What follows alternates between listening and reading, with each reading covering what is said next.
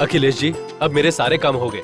अरे मगर पंडित जी, विवान के मुहूर्त और तिथि के बारे में हमें बताइए तो सही। विवान और सिमरन की कुंडली मिलाकर अभी आपको समय बताता हूँ।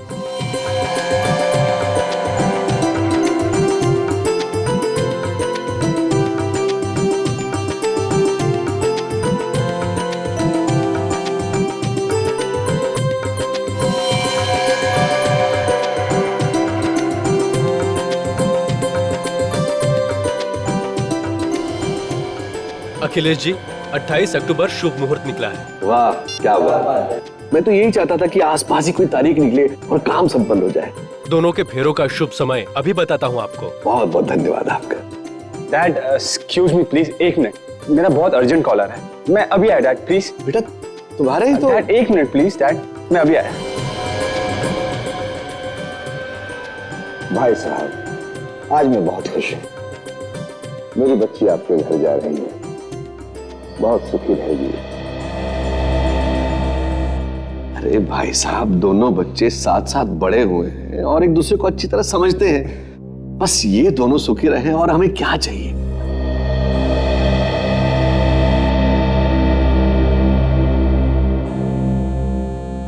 ये विवान कहाँ चला गया? हेलो, मैं तुमसे मिलने आई हूँ, यहीं पर हूँ। क्या? मैंने तुम्हें मना किया था यहाँ पे नहीं आना। तुम्हारी जरूरत कैसे यहाँ पे आने की? अब तुम बाहर आते हो या मैं अंदर आऊँ? तुम वहीं पे रुको, समझी? मैं अभी आया वहां पे।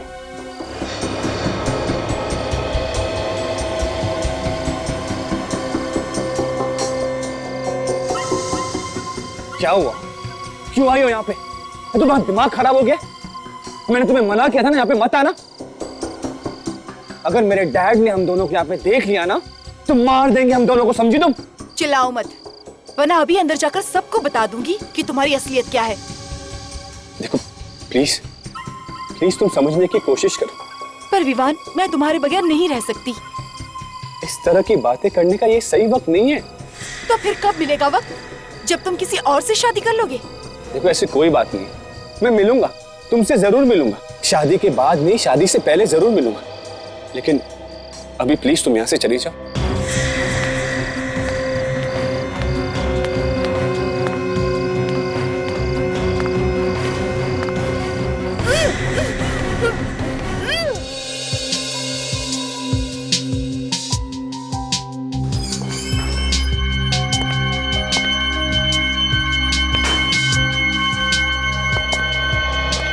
एक्सक्यूज मी, मुझे ये ज्वेलरी बेचनी है। मेरे पास ज्यादा वक्त नहीं है, जल्दी से देखो और बताओ कितना दोगे।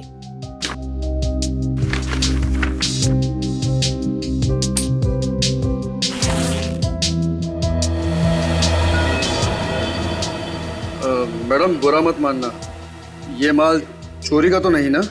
क्या तुम्हें मैं चोर लगती हूँ? नहीं नहीं मैडम, पूछना पड़ता है। अरे वाह, इतनी सारी ज्वेलरी और बनावट भी पुराने जमाने की मालूम होती है। ये बताओ पैसे कितने दोगे? मैडम माल परखने के बाद ही बता पाएंगे ना। कितना वक्त लगेगा चेक करने में? कम से कम 4-5 घंटे तो लगेंगे ही। आप एक काम कीजिए, आप इसे यहीं छोड़ दीजिए। अगर आप लोगों ने कुछ गड़बड़ कर दी तो? मैडम भीमलाल का मार्केट में नाम है, लोग मिसालें देते हैं हमारी। ठीक है, आप मुझे ज्वेलरी की रिसिप्ट बनाकर दे दीजिए। ठीक है, अपना नाम बताइए। वंदना। Telephone number? 100966892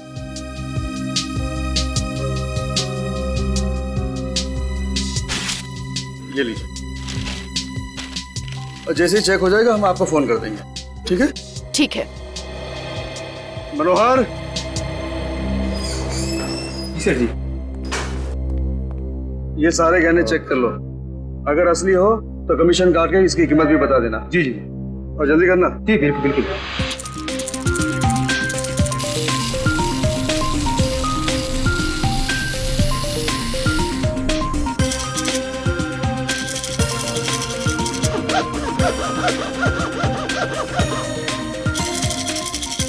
काफी भारी गहने लग रहे हैं। ये देख, एकदम असली माल लग रहा है। डिजाइन भी बहुत अच्छा है, बहुत मेहनत की है बनाने वाले ने। पुराने जमाने की लग रही है, आजकल ऐसे डिजाइन बनते कहाँ हैं।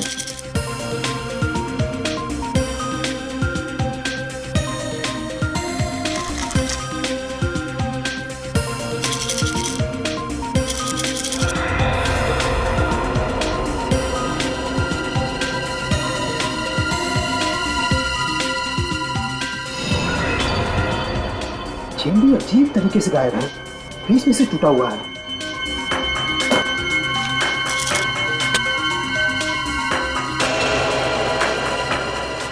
सेठ जी, सेठ जी, क्या हुआ मनोहर? सेठ जी! अरे क्या हुआ मनोहर? क्यों चला रहा है? सेठ जी, ये देखिए, इस हाथ पे क्या लगा हुआ है? यहाँ।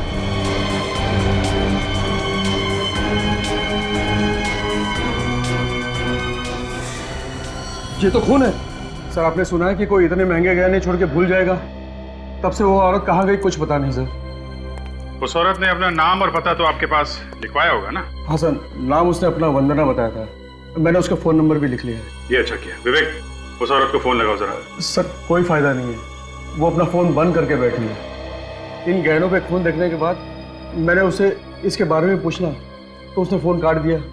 तब से वो फोन बंद है सर। सर, इनमें से किसी भी गहने पे हॉलमार्क नहीं है। से गहने दुल्हन के हैं। शादी के दिन लड़कियां ऐसी गहने पहनती हैं। मतलब किसी दुल्हन का खून हुआ है और उसके गहने लूटने के बाद वो औरत इनके पास बेचने के लिए आई थी। अच्छा, आज से पहले आपने कभी उस औरत को देखा है? नहीं सर, पहली बार देखा था उसे। सर ये इनकी दुकान का सीसीटीवी कैमरा फुटेज है। सुबह 10 बजे से लेकर रात के 11 बजे तक जो भी इनकी दुकान में आया गया है इसमें है सर। Very good. इसे लगाओ कंप्यूटर में, देखे तो सही है कौन ये वंदना। सर यही तो लड़की है वो। ये वंदना है। डरी हुई लग रही है सर, और कपड़े तो एग्जीक्यूटिव वाले पहने हुए हैं। फिर जूते कैसे हैं? तो जूम करो जूतों पे। कपड़े फॉर्मल पहने हुए हैं और जूते स्पोर्ट्स वाले। ये कौन सा फैशन है? दिखने में ठीक ठाक घर की दिख रही है और आई थी गहने बेचने। एक काम करो, इन गहनों को सारूके साहब के पास भेज दो फोरेंसिक में। सर ये खानदानी गहने हैं, किसी ने हाल ही में पॉलिश कराए थे। हाल ही में पॉलिश कराया? जी सर। ये अच्छा है। शहर में जितने भी ज्वेलर्स हैं उन्हें इन गहनों की फोटो दिखाओ, पता करो किसने पॉलिश किया है।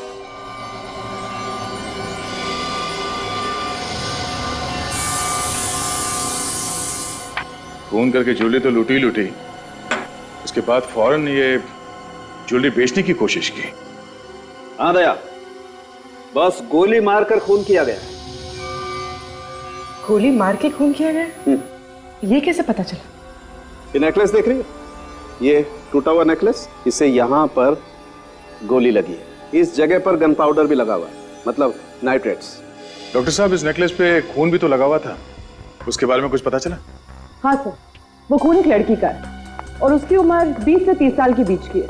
उसकी डीएनए रिपोर्ट भी आ गई हमारे पास।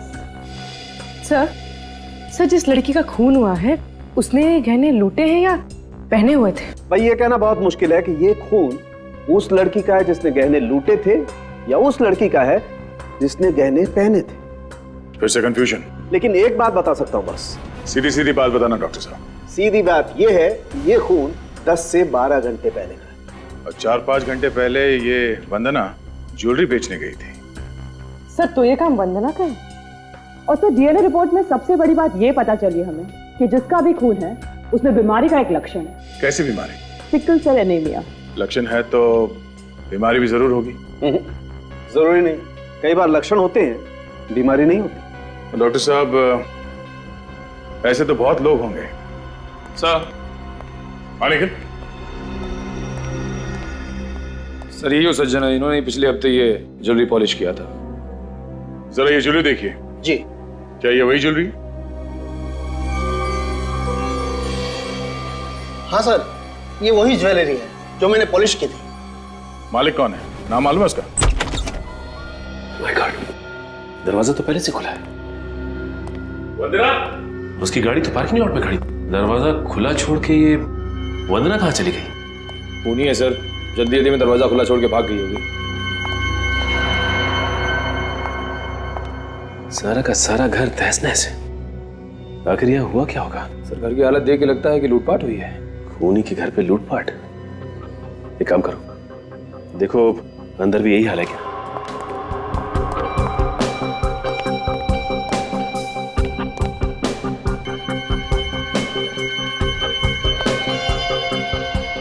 My God. काजल,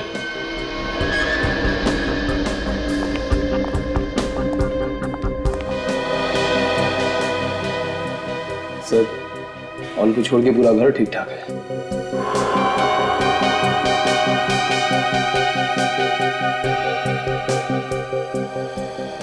इसका मतलब ये खून लूट की वजह से नहीं हुआ है।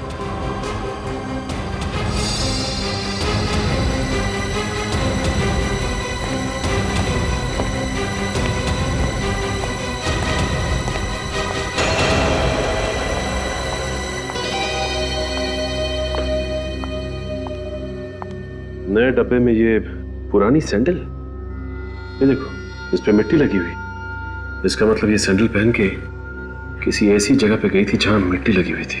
मगर सर, ज्वेलरी शॉप में तो इसने स्पोर्ट्स शूज पहन रखे थे जो अभी भी इसके पैरों में है। सीसीटीवी कैमरा के फुटेज में भी देखा है।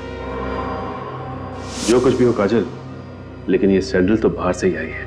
ये औरत हो सकता है हड़बड़ी में आई हो और जल्दी जल्दी में इसने ये बैग और ये यहाँ रख दिया हो। तो इस हैंडबैग में से ये डेबिट कार्ड, ये क्रेडिट कार्ड और ये विजिटिंग कार्ड मिला है। सर ये किसी कंपनी का विजिटिंग कार्ड लग रहा है। हो सकता है ये लड़की यहाँ पे काम करती है। एक काम करो, पता लगाओ कि इसका कोई क्रिमिनल रिकॉर्ड है क्या। सिमरन, ये डिजाइन अच्छा है ना? तुम्हें पसंद है? हाँ। तो मुझे भी पसंद है। अरे ये क्या बात हुई सिमरन, मैं तो यही चाहता हूँ कि आज के बाद हमारा जो भी काम हो वो हम दोनों की पसंद से होना चाहिए। अरे भाई, अगर आप लोगों की बातें खत्म हो गई हो तो मैं सिमरन को कुछ शॉपिंग करा लाऊं? हाँ जरूर, जाओ बेटा तुम इनके साथ जाओ, शॉपिंग करके आओ।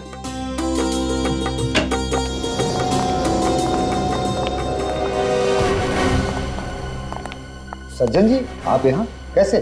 सेठ जी, ये सीआईडी वाले आए हैं। सीआईडी? और यहाँ?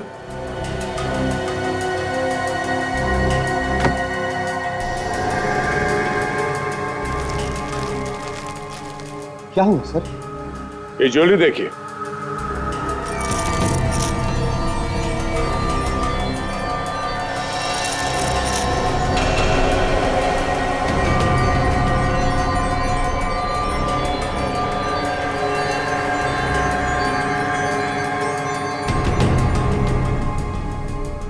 आप लोग इस ज्वेलरी को पहचानते हैं?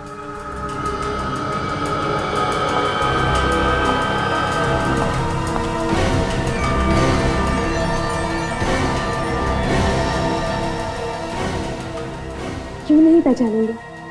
ये हमारे खानदानी गहने हैं। डैडी ने इसे सज्जन जी के यहाँ पर पॉलिश करवाने दिए थे।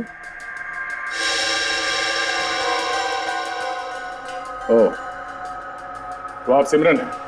हाँ। मगर ये गहने आप लोगों को कहाँ मिले? ये तो चोरी हो गए थे। चोरी हो गए थे? कब? 2 दिन पहले, जिस दिन शादी की तारीख पक्की हुई थी। हमने पुलिस में कंप्लेंट भी लिखवाई थी मगर कुछ हुआ नहीं। इन गहनों की वजह से 2 खून हो गए। खून? 2 खून? ध्यान से देखो इस लड़की को। ये लड़की इन गहनों को लेके ज्वेलरी शॉप में गई थी बेचने के लिए, मगर इसका किसी ने खून कर दिया है। जिस लड़की ने गहने पहने थे उसका भी किसी ने खून कर दिया है। किसने पहने हुए थे ये गहने? हम भी वही पता लगाने की कोशिश कर रहे हैं कि वो दूसरी लड़की कौन है जिसका खून गहनों पे लगा हुआ था। पहले ये बताइए कि इस लड़की को जानते हैं आप लोग? जी नहीं, मैंने तो कभी पहले नहीं देखा इसे। मैं भी नहीं जानता इसे। अगर आप में से कोई भी इस लड़की को नहीं जानता तो फिर ये गहने इस लड़की के पास कहां से आए? इसने चोरी तो नहीं की होगी? बाहर का कोई आदमी घर के अंदर कैसे घुस सकता है? हा? सर, मुझे तो लगता है ये किसी घर के ही आदमी का है या फिर किसी रिश्तेदार का, जो आसानी से घर के अंदर आता जाता होगा। अच्छा, आप में से किसी को किसी पे शक है? नहीं। जी नहीं। कोई बात नहीं, अगर आप लोगों को कोई जानकारी मिली तो हमें इन्फॉर्म कर देना, ठीक है?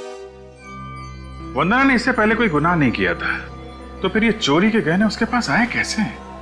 हाँ सर, अगर कोई चोर या लुटेरी होती तो मान भी लेते कि गहने उसने चुराए। 23 अक्टूबर की रात को वंदना कहां पे थे ये पता लगाना चाहिए। उसके फोन कॉल की लिस्ट से पता चल सकता है कि उसने किस किस को उस रात फोन किया था और किस किस का कॉल उसे आया था। ये ढूंढो।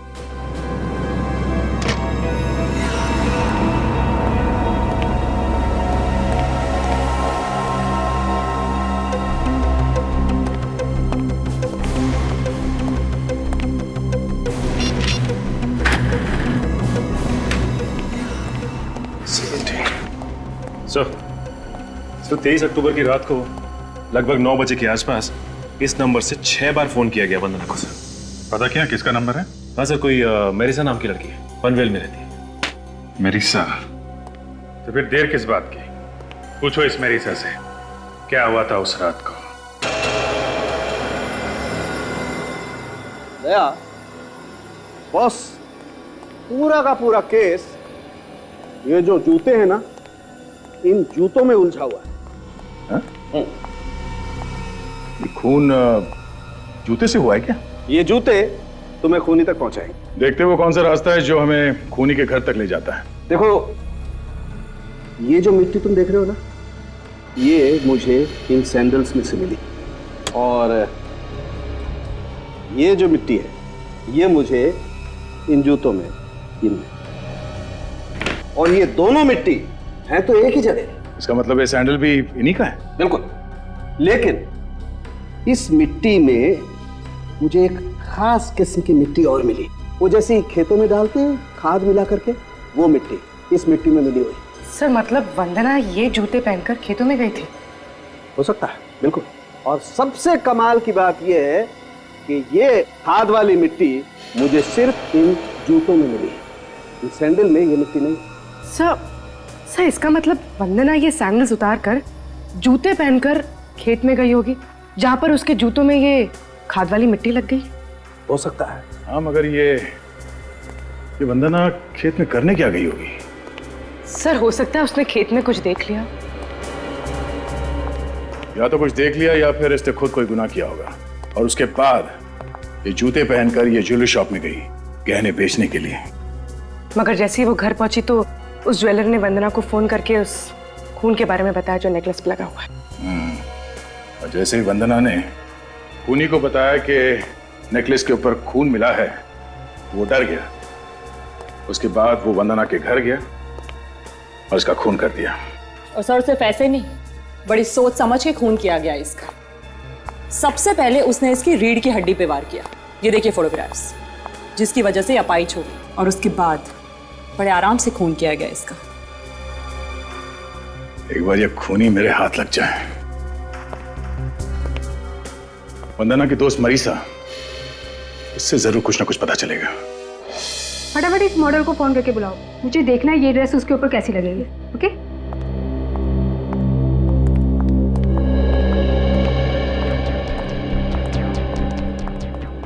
मिस मैरिसा जी? ये 017985430 ये आपका ही नंबर है? लेकिन आप लोग कौन? हम लोग सीआईडी से वंदना के खून के बारे में कुछ पूछताछ करने आए हैं। क्या वंदना का खून हो गया? जी हाँ। हमें 2 दिन पहले तो मेरी उससे बात हुई थी।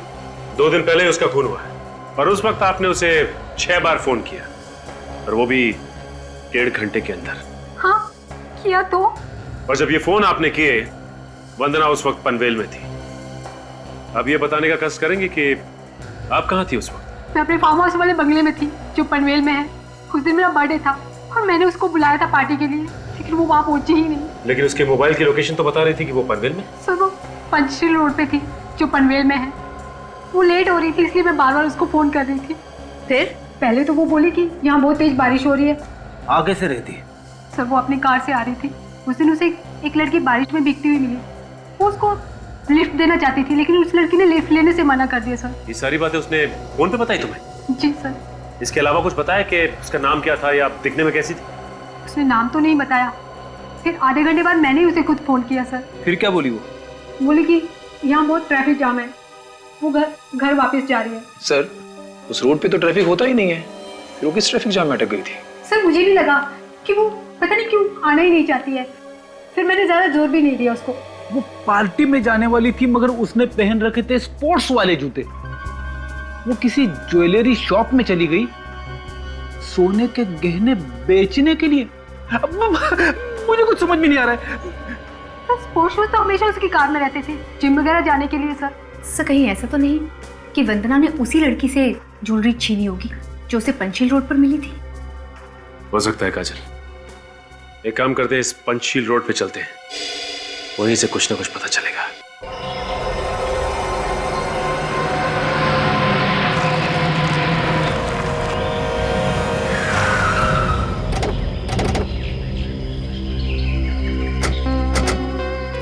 सर यही वो जगह है सर। वंदना यहीं पे थी जब मरीसा ने उसे फोन किया सर। ये तो काफी सुनसान जगह है, यहाँ पे ट्रैफिक जाम होना तो बहुत मुश्किल है। ये वंदना झूठ बोल रही थी मरीसा से। इतनी सुनसान जगह में ये चाय वाला चाय किसके लिए बना रहा होगा? सर शायद इसे कुछ मालूम होगा। किसी से पूछ लेते हैं। ऐसे फोटो दिखाओ वंदना की और कार की।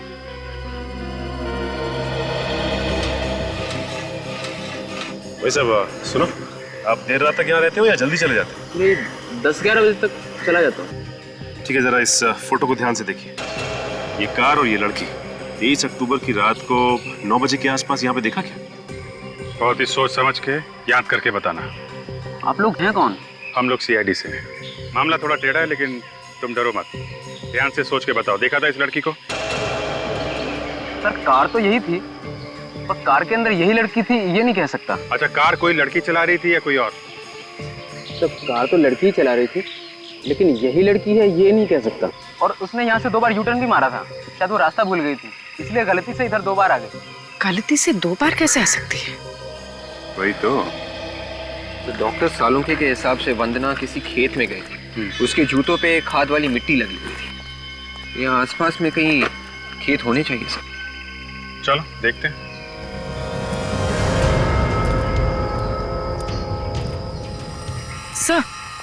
सर ये रहा पनवेल का माइलस्टोन। वो लड़की यहीं कहीं खड़ी होगी, इसी रोड पर। इसका मतलब वो लड़की सर किसी का इंतजार कर रही थी यहाँ पे खड़ी होकर, तभी तो उसने लिफ्ट के लिए मना कर दिया जब वंदना ने लिफ्ट ऑफर की। वो सामने खेत है ना, हो सकता है वंदना के जूतों पे मिट्टी किसी खेत से आई है। चल के देखते हैं जरा।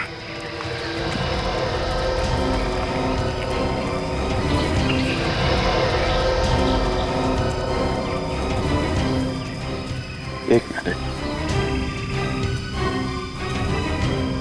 ये जूते का निशान देखा?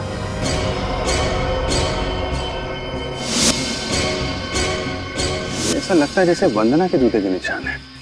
सर वंदना के साथ कोई और भी था, ये देखिए सर। ये दूसरा कौन है जो इसके साथ यहाँ पर आ गया? निशान जा कहाँ रहे हैं?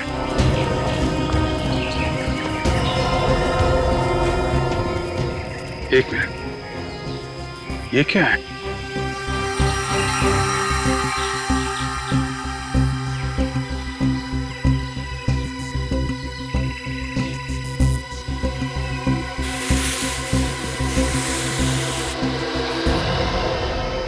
फावड़ा?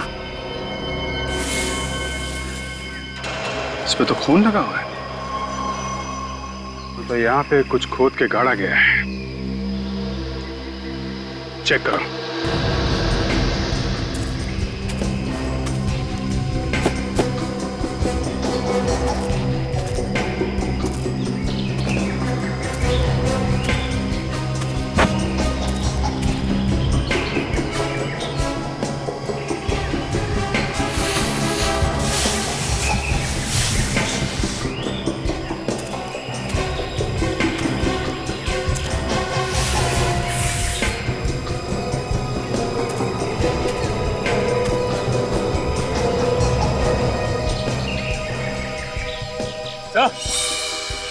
हाँ सचिन,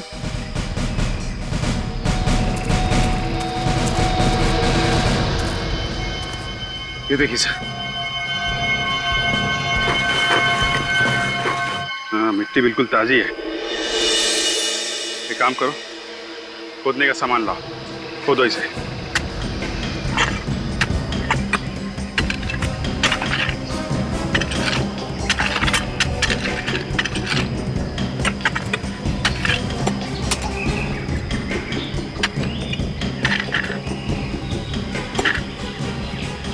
एक मिनट।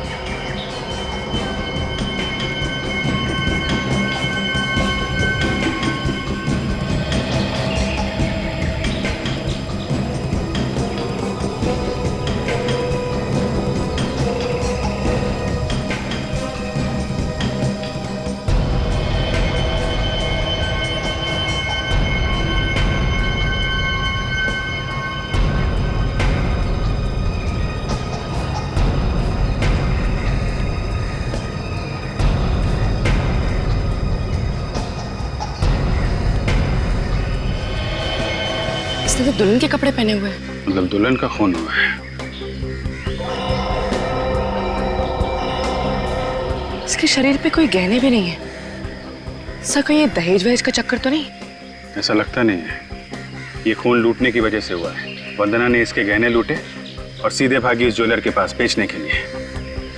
सर ये देखिए, गोली का घाव। तभी उस हार पे गोली लगी हुई थी। गोली जेम्स स्टोन को तोड़ के आर पार चली गई थी। इसका चेहरा बुरी तरह से बिगाड़ दिया है, जिससे कोई पहचान ही ना सके इसे। सर लेकिन इसके चेहरे की हड्डियां तो सही सलामत है। फिर तो सालों के साथ ट्राई कर सकते हैं इसका चेहरा बनाने की। पता चल सकता है ये लड़की कैसी दिखती थी। जरा पलटो इसे।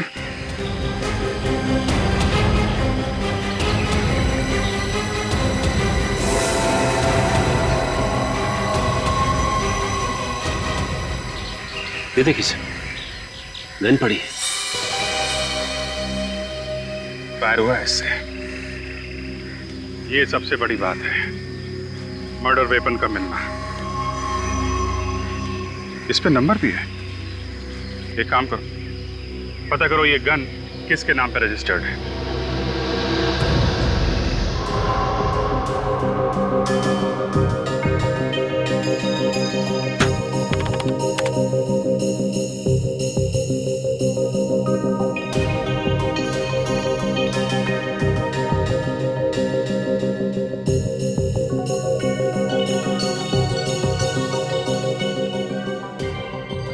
जरा इसके माथे की चौड़ाई बताना। सर माथे की चौड़ाई 2 इंच। 2 इंच। दया, अच्छा हुआ बॉस, इसके चेहरे की कोई हड्डी नहीं टूटी। अगर हड्डी टूट जाती तो चेहरा बनाना बड़ा मुश्किल होता। खूनी ने इस लड़की की शक्ल खराब की है ताकि कोई इसे पहचान न सके। शायद जल्दी जल्दी में उसे मौका नहीं मिला होगा कुछ और करने का। सर? हाँ तारिका। सर इस डीएनए रिपोर्ट से ये पता चला है कि उस नेकलेस पे जो खून लगा हुआ था वो इसी लड़की का है। सिकल सेल एनीमिया भी है इसके खून में? जी। सर ये लड़की उस सुनसान रास्ते में क्या कर रही होगी? ये लड़की उस सुनसान रास्ते पे शायद किसी का इंतजार कर रही होगी। शायद इसे कोई मिलने को आने वाला होगा। और तब ये वंदना वहां पे पहुंची और इसने उसके सारे गहने लूट लिए। सर पर इन दोनों को मारा किसने होगा? निखिल, सीआईडी में काम करते हो ना? हाँ? अरे तो यार फिर अपने दिमाग पर जोर डालो, सोचो कुछ। ऐसे हवा में जवार नहीं मिल जाते यार। दया। हाँ सर। इधर आओ, चेहरा बन गया। ये देखो बॉस, ऐसी दिखती है ये लड़की। सर ये फोटोग्राफ हम न्यूज चैनल पे दे दें? नहीं पूर्वी, न्यूज चैनल या अखबार में फोटो देने से खूनी होशियार हो जाएगा। हमें कोई और ही रास्ता निकालना पड़ेगा। सर वो लोग जिनके गहने चोरी हुए थे वो विवान और सिमरन के परिवार वाले, हो सकता है उन्होंने देखा उस लड़की को, उनसे चल के पूछ लेते हैं। मगर मुझे नहीं लगता कि वो लोग मुंह खोलेंगे। खून का मामला है, सीआईडी के झमेले में कोई पड़ना नहीं चाहता। फिर क्या करें सर? ये लड़की पनवेल में पंचशील रोड पर खड़े होकर किसी का इंतजार कर रही थी। मतलब ये लड़की वहीं कहीं आसपास रहती होगी। शादी का जोड़ा पहना था तो इसकी शादी थी उस दिन। एक काम करते हैं, वहां आसपास जितने भी वेडिंग हॉल हैं उनमें जाके पता करते हैं कि उस रात को किस किस ने शादी के लिए हॉल बुक करवाया था। और हाँ, साथ में वहां पे जितने भी हॉस्पिटल्स हैं उन सब में इस लड़की की फोटोग्राफ दिखा के पता करते हैं कि इस लड़की ने कहां से सिकल सेल एनीमिया का इलाज या टेस्ट करवाया था। यहाँ पे सिकल सेल एनीमिया का इलाज भी होता है और रिसर्च भी। सर अगर उसने अपना यहाँ पर टेस्ट करवाया तो अच्छा है सर, वरना हम लोग फंस जाएंगे। ये आखिरी हॉस्पिटल। देखते हैं, कभी हार नहीं माननी चाहिए। Excuse me. Yes sir. Senior inspector Abhijeet CID से। मैंने आपको फोन किया था उस सिकल सेल एनीमिया के बारे में ना? जी हाँ जी हाँ। सर डीन से पूछकर ये लिस्ट मैंने तैयार कर दी है और ये सिकल सेल एनीमिया के मरीजों की फाइल। Thank you. अरे सिर्फ 2 ही मरीज हैं? Yes sir. I see. इनकी फोटो वगैरह भी नहीं है? ये दोनों कभी कभी आती थी चेकअप कराने, इसलिए फोटो की जरूरत पड़ी नहीं। वैसे दोनों औरतें ही हैं। उन दोनों औरतों में से एक ये भी थी। ऐसा तो कुछ याद नहीं आ रहा है सर, मैंने कुछ दिनों पहले ही ज्वाइन किया है। अच्छा अच्छा, ये कौन से डॉक्टर इनका इलाज कर रहे थे? डॉक्टर सोहन। मिल सकते हैं हम लोग? जी सर।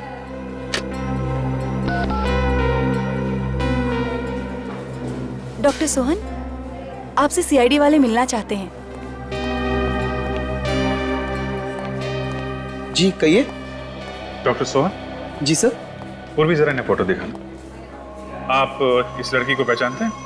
ईशा सर, ये तो ईशा है। ईशा? क्यों, क्या हुआ सर? एक्चुअली ईशा का खून हो गया है। क्या खून? जी हाँ। अच्छा आप एक बात बताइए कि ईशा का नाम इस पेशेंट्स की लिस्ट में क्यों नहीं? सर वो यहाँ पर डॉक्टर थी। डॉक्टर थी हैं? हाँ सर, वो यहाँ पर विजिटिंग डॉक्टर थी। इन्हें सिकल सेल एनीमिया था। वैसे बहुत खुश मिजाज थी, जल्दी उनकी शादी भी होने वाली थी। तो आप गए थे शादी में? जी नहीं सर, उन्होंने किसी को नहीं बुलाया था। इनके घर में कोई है जिनसे हम लोग मिल सकें? उनका कोई भी नहीं था, उनके माँ बाप भी नहीं थे, इसलिए वो कुछ परेशान भी थी। क्या परेशानी थी? ईशा जिस लड़के से प्यार करती थी वो लड़का किसी और लड़की से प्यार करता था, मना करता था शादी करने के लिए। मगर एक दिन ईशा ने मुझे आकर बताया कि वो लड़का तैयार हो गया शादी करने के लिए। आपने देखा उस लड़के को जिससे ईशा की शादी होने वाली थी? हाँ सर, देखा है। पहचान लेंगे आप? हाँ सर, देखूंगा तो पहचान लूंगा।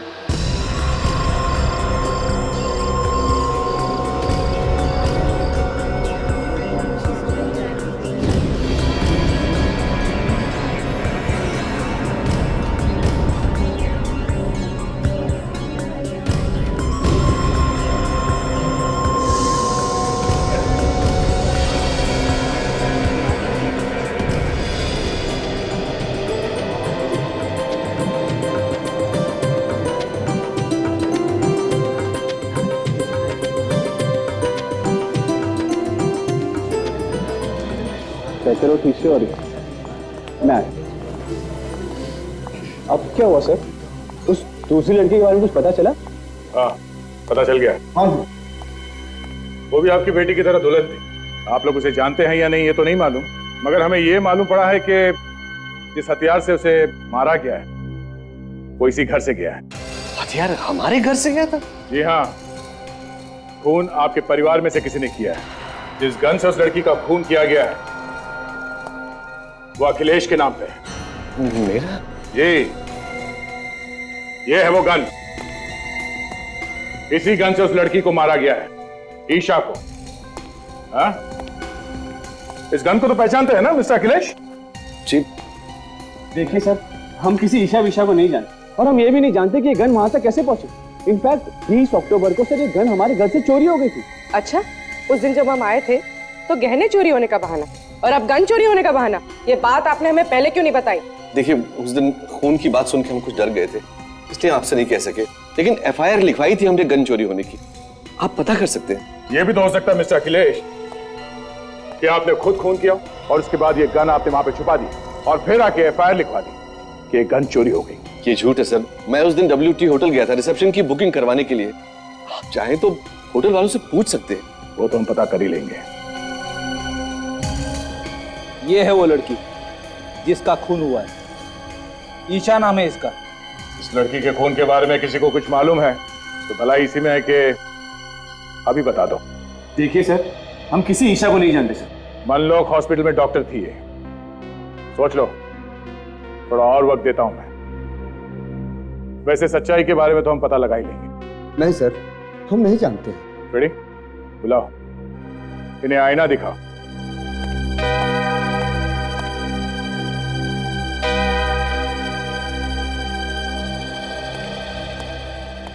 आइए डॉक्टर सोहन, जरा देख के बताइए इनमें से कौन है वो जिसकी शादी होने वाली थी ईशा से? ये है सर, मैंने इन्हें ही देखा था ईशा के साथ। अच्छा, कौन ईशा, कैसी ईशा? तुम तो किसी ईशा को जानते नहीं थे ना, क्यों? ये बात सच है सर कि मैं उससे बहुत प्यार करता था सर। उससे मेरी शादी भी होने वाली थी सर, लेकिन मेरे पापा को वो पसंद नहीं थी सर। लेकिन मैं सच कहता हूँ सर कि मैंने उसका खून नहीं किया सर। मैंने उसका खून नहीं किया सर। तो हो सकता है ये खून तुम्हारे पापा ने करवाया। कैसी बात कर रहे हैं आप सर? मैं मानता हूं कि ईशा मुझे पसंद नहीं थी, मगर भला मैं उसका खून क्यों करवाऊंगा? आखिरी बार कब देखा था उसे? सर शगुन की रात को वो मुझसे मिलने के लिए आई थी सर, यहीं पर बाहर। लेकिन सर मैंने उसे समझा कर वापस भेज दिया। मैं सच कह रहा हूँ सर कि मैंने उसका खून नहीं किया सर। तो फिर किससे होने वाली थी उसकी शादी? शादी के जोड़े में खून हुआ उसका, और सुनसान सड़क पे वो किसी का इंतजार भी कर रही थी। चोरी के गहने उनके हैं, जिस गन से खून हुआ वो गन उनकी है, तो खून भी उनमें से ही किसी ने किया होगा ना। हाँ सर, लेकिन अखिलेश और विवान को तो गिरफ्तार नहीं किया जा सकता ना सर, क्योंकि वो दोनों तो होटल में शादी की बुकिंग करने गए थे जिस वक्त खून हुआ। सर उसके खिलाफ कोई सबूत नहीं हमारे पास। एक सबूत है खूनी तक पहुंचने के लिए। क्या सबूत है सर? ईशा की लाश। लेकिन सर ईशा की लाश से ये कैसे पता चलेगा कि खूनी कौन है? सचिन, जब हमें ईशा की लाश मिली थी तो उसने दुल्हन के कपड़े पहने हुए थे, और डॉक्टर सोहन ने भी बताया कि ईशा ने अपनी शादी में किसी को भी नहीं बुलाया था। हाँ सर, सीधे साधे तरीके से शादी करने वाली थी। हाँ, 23 अक्टूबर की रात को दुल्हन के कपड़े पहने हुए ईशा शादी करने के लिए बाहर निकली होगी, तो वहीं आसपास के किसी मंदिर में शादी करने का इरादा होगा उसका। हाँ सर, बिना तामझाम के तो शादी मंदिर में हो सकती है। पनवेल में जितने भी मंदिर हैं वहां ईशा की फोटो दिखाओ, पता करो पंचशील रोड पे किसका इंतजार कर रही थी वो।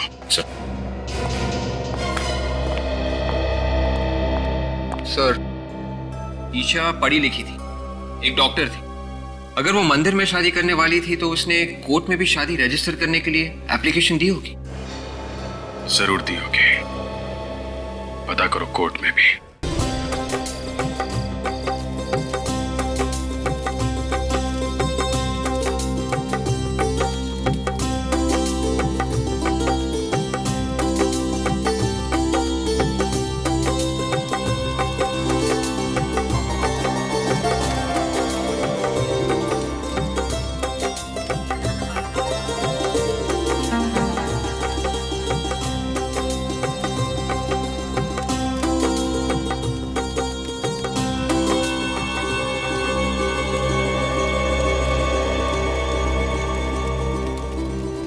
अब आप आहुति के लिए तैयार हो जाइए। मैं मंत्र बोलूंगा, एक एक आहुति डालिए।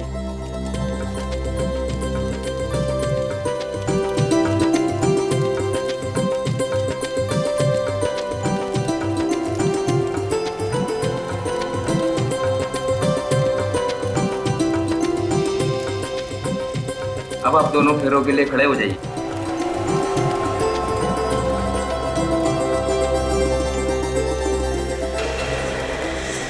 माफ करना, अब ये शादी नहीं होगी।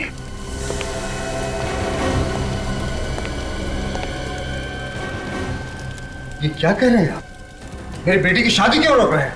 पहले घर से गहने चोरी हुए, और फिर गन चोरी हो गए, और फिर तुम विवान, तुमने शादी करने से मना कर दिया, और फिर अचानक 72 घंटे बाद तुम ईशा से शादी करने के लिए राजी हो गए। सर, ये आपसे किसने कह दिया कि मैं उससे शादी करने वाला हूँ?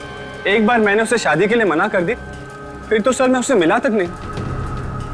फिर वो पनवेल वाले सुनसान रास्ते पे तुम्हारा इंतजार क्यों कर रही? सर, मुझे कुछ नहीं मालूम सर। हमें मालूम है, तुम्हारे मना करने के बाद किसी ने ईशा से यह कह दिया कि तुम शादी करने के लिए तैयार हो और शादी की तैयारी करें। तो बेचारी ईशा इतना खुश हो गई, उसके बाद वो जाके पनवेल के मंदिर में 23 अक्टूबर के लिए शादी की बुकिंग भी करा दी उसने, और उसने कोर्ट में शादी के लिए नोटिस भी दे दिया। इतना सब कुछ हो गया, मुझे वाकई में कुछ पता नहीं सर। और मंदिर के पंडित ने हमें बताया कि ईशा के साथ वहाँ कोई और भी था। कौन था सर वो? वही खूनी है, और इस शादी के एप्लीकेशन में गवाह के तौर पे उसी का नाम है। जरा आप खुद देख लीजिए।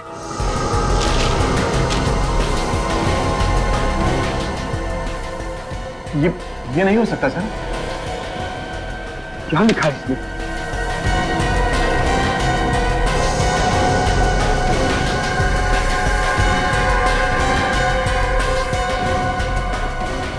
नहीं, ये झूठ है।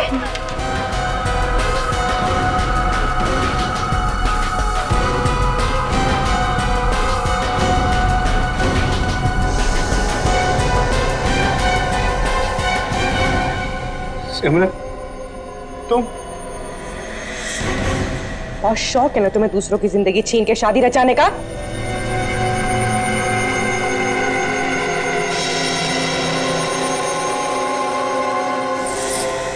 सिमरन!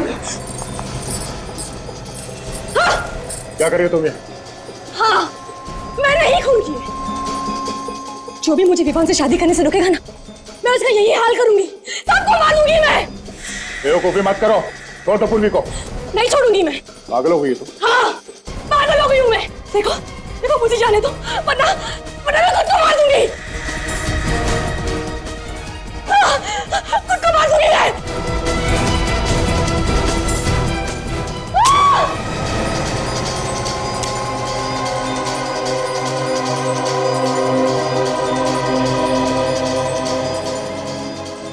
इस गन में गोली नहीं है, मेरे हाथ की गोली का। सब लोग तुम्हारे सामने खड़े हैं, तुम्हारे माँ बाप, तुम्हारा होने वाला पति। इन्हें नहीं बताओगी कि क्यों खून किया तुमने? कभी सपने में भी नहीं सोच सकता था कि जिस लड़की से मेरी शादी होने वाली है वो एक खूनी होगी। खूनी। विवान, मैं तुम्हें जी जान से प्यार करती हूँ। तुम सोच भी नहीं सकते मैं तुमसे कितना प्यार करती हूँ। तो इसमें किसी की जान लेने की क्या जरूरत थी? क्या बिगाड़ा था वंदना ने और ईशा ने तुम्हारा? ईशा और मैं बचपन से ही विवान से शादी करना चाहते थे, लेकिन ईशा से ज्यादा मैं विवान से प्यार करती हूँ। लेकिन विवान ईशा से ज्यादा प्यार करता था, लेकिन अपने पिता से डरता है, इसलिए इनके प्रेशर की वजह से वो तुमसे शादी कर रहा था। हाँ, शगुन भरी रात को मैंने ईशा और विवान को मिलते हुए देखा। दोनों शादी को लेकर बहुत लड़ाई कर रहे थे। और तुम्हें लगा कि कहीं विवान तुम्हें छोड़कर ईशा के पास न चला जाए, है ना? हाँ, झगड़े के बाद विवान ईशा को छोड़कर वहां से चला गया। फिर मैं ईशा को एक कोने में ले गई और उसकी और विवान की शादी कराने का भरोसा दिलाया। और वो शादी वाले गहने उसे दे दिए ताकि उसे पूरा विश्वास हो जाए। और मैंने मंदिर में जाके उसके साथ शादी की बुकिंग कराई। अच्छा अच्छा अच्छा, तो 23 अक्टूबर की रात शादी के जोड़े में सज धज के ईशा तुम्हारा इंतजार कर रही थी पनवेल वाले रास्ते पे। लेकिन बेचारी को क्या पता, वो अपनी मौत का इंतजार कर रही थी। बेचारी सोचती रह गई कि सिमरन विवान को लेकर आएगी। सब कुछ प्लान के हिसाब से चल रहा था, मगर पता नहीं कहां से वो वंदना वहां पर आ गई और उसने मुझे ईशा का खून करते हुए देख लिया। तो इसीलिए वो खानदानी गहने तुमने उसे देकर उसका मुंह बंद कर दिया। वो पागल वो गहने लेके फौरन बेचने के लिए भागी। वो ज्वेलर ने उस पर खून लगा देख लिया। तो तुमने वंदना का भी खून कर दिया। क्या करती है? वाह, क्या प्यार है। अपना प्यार पाने के लिए खून कर दिया तुमने, और उसे छुपाने के लिए एक और खून। दो खून किए तुमने। तुम्हें तो शायद फांसी ही होगी।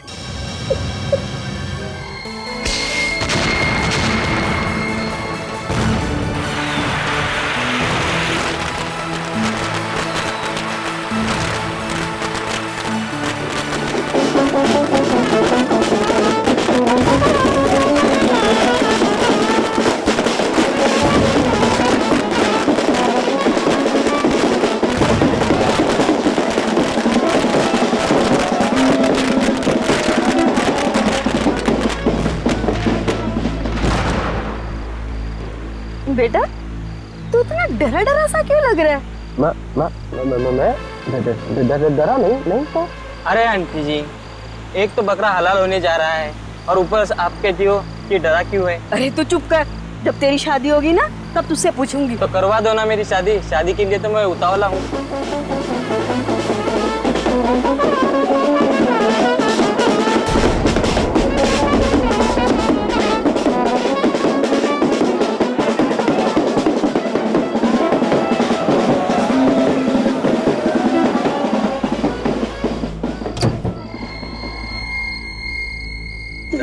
नमस्ते। हाँ, नमस्ते जी, नमस्ते। क्या हाल चाल?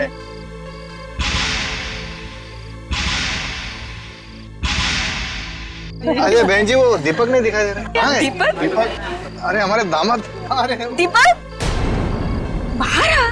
इतना डरा डरा सा क्यों लग रहा है? मैं डरा नहीं था। बाहर आ।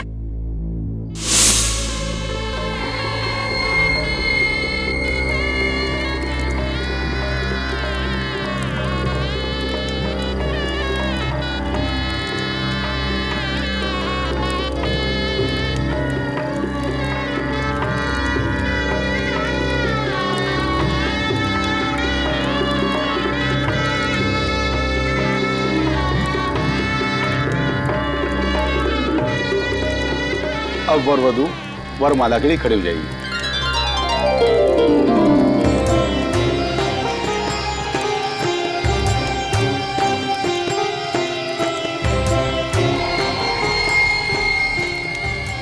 अरे दीपक, क्या हुआ? शादी नहीं करनी तुझे? उठ, चलो चलो आजा कन्या को। तानिया जल्दी कर, कहीं इरादा ना बदल जाए। हार पहना दे।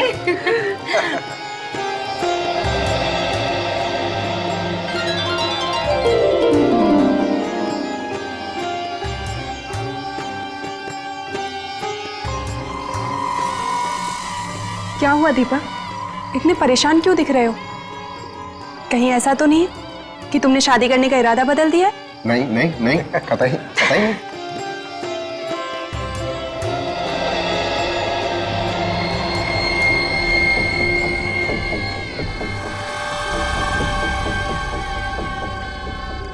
दीपक, ध्यान किधर है तुम्हारा?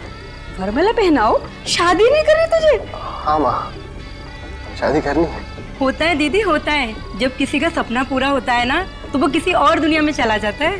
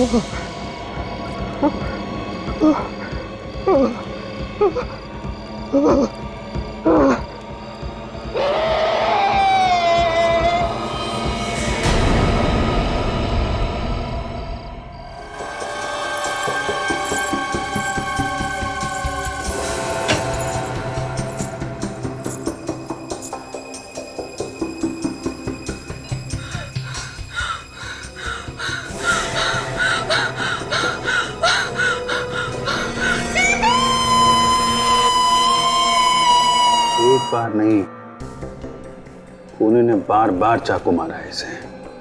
हाँ सर, वार पे वार किया है और उसने दीपक के चीखने चिल्लाने की भी परवाह नहीं की। शादी वाले दिन खून।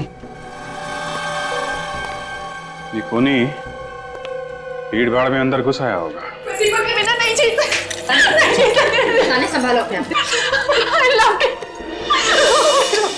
हम आपका दुख समझते हैं, लेकिन तहकीकात तो करनी ही पड़ेगी। आप लोग प्लीज थोड़ा पीछे जाइए।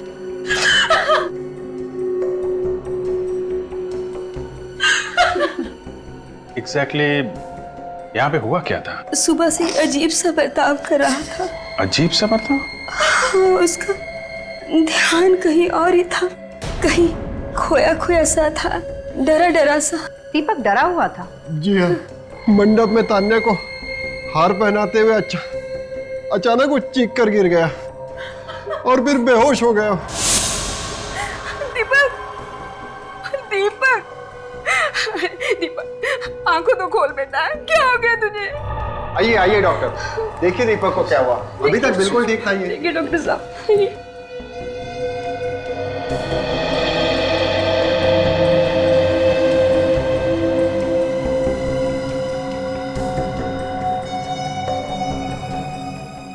डोंट वरी, शादी के स्ट्रेस की वजह से ऐसा हो गया है। मैं इन्हें एक इंजेक्शन दे देता हूँ, हाँ। सुबह तक ये होश में आ जाएंगे। Thank you doctor. Thank God. आइए डॉक्टर साहब, आइए मैं आपको बाहर छोड़ देता हूँ। Please come. अचानक ये? नहीं नहीं, बिल्कुल चिंता मत कीजिए, सुबह तक ठीक हो जाएगा। चल बेटा, तू भी थोड़ा आराम कर ले। नहीं मॉम, मैं यहाँ दीपक के पास ही रहूंगी। आप लोग बाहर जाइए, सारे मेहमान इंतजार कर रहे हैं। ठीक है बेटा, अगर किसी चीज की जरूरत हो तो हमें बुला लेना। जी आंटी। ठीक है, चल बेटा, ध्यान रखना। चलो।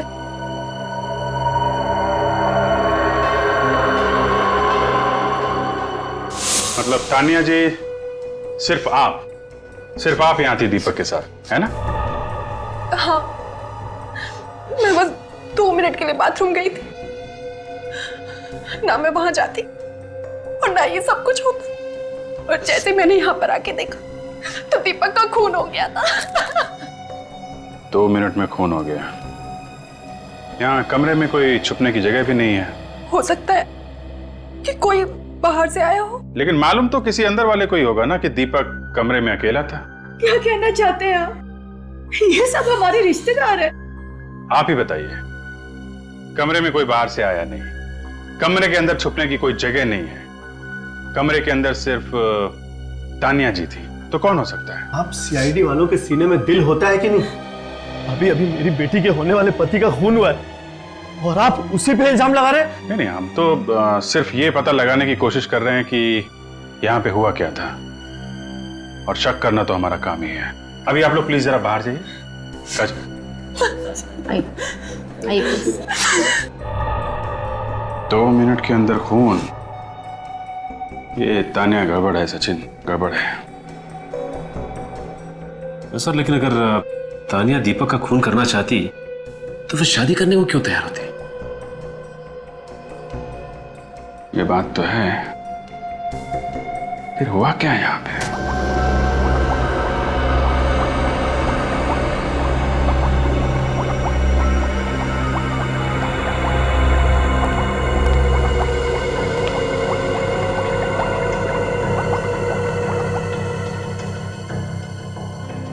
सर कई बार तो मुझे उस इंसान पर गुस्सा आता है जिसने ये चाकू छुरी इन्वेंट की है।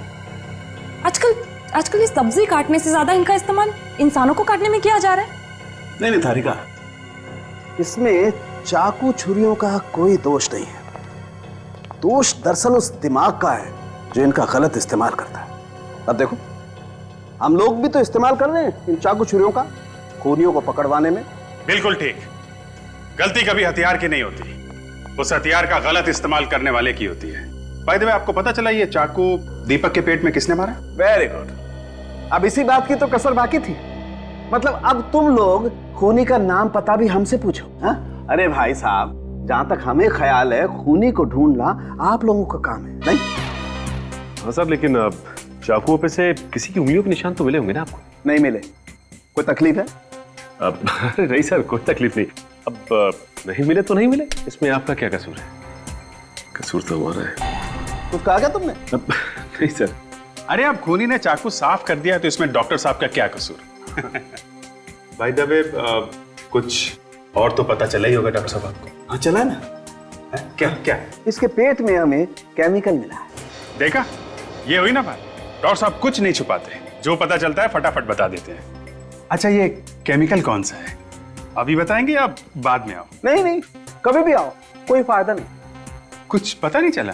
पता ही नहीं है ना कि कोई फिनाइल वगैरह? नहीं, कुछ मालूम ही नहीं। अटक गई गाड़ी? हाँ अटक गई। तारिका जी, आप तो अंतर्यामी हैं, आपको तो जरूर पता होगा, आप बताइए। अरे तारिका, बता दो। तो दरअसल क्या है कि सीनियर इंस्पेक्टर अभिजीत बेसब्री में डूबे हुए हैं। जी नहीं सालुंके साहब, हाँ। मैं तो तारिका जी की भक्ति में डूबा हुआ हूँ। भक्ति में? जी हाँ। अब ये कुछ बता दे तो हम यहाँ से खिसक लेंगे। हाँ तो फिर बता दो इन्हें। हाँ तो बता दीजिए। टेस्ट हो चुका है। ये केमिकल एंटी डिप्रेसेंट्स में मिलता है जो टेंशन कम करने के काम आता है। मतलब ये दीपक काफी परेशान रहता था? बहुत ज्यादा। दवाई बहुत ज्यादा मात्रा में मिली है इसके खून में से। सर दीपक की शादी होने वाली थी, शायद उसी टेंशन की वजह से ये दवाइयां खाता होगा। क्या बात कर रही हो काजल तुम? तुमसे किसने कह दिया कि शादी करने से टेंशन होती है? क्यों डरा रही हो तारिका जी को? सर मैं तो वो ऐसे ही एक्चुअली काफी दिनों से ये वो दवाई खा रहा था। ओह अच्छा। सालुंके सर, ये दवाई ज्यादा मात्रा में लेने से क्या हो सकता है?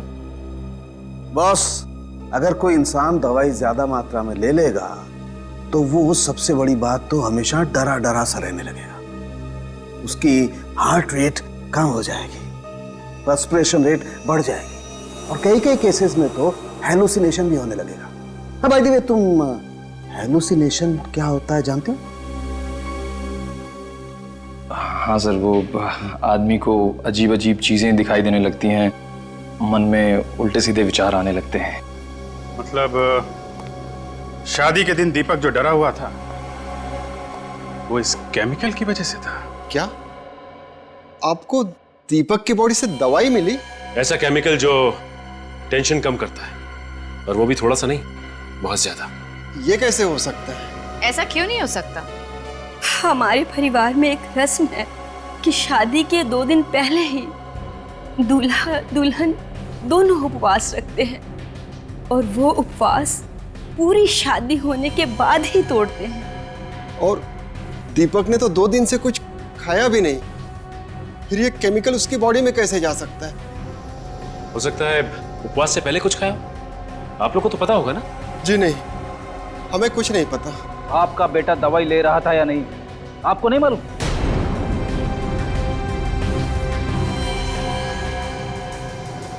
सर, एक्चुअली दीपक हमारा सगा बेटा नहीं था। क्या? हाँ सर। 3 साल पहले वो हमारे सामने वाले घर में रहता था। उसके माँ बाप नहीं थे और हमारी कोई औलाद नहीं थी।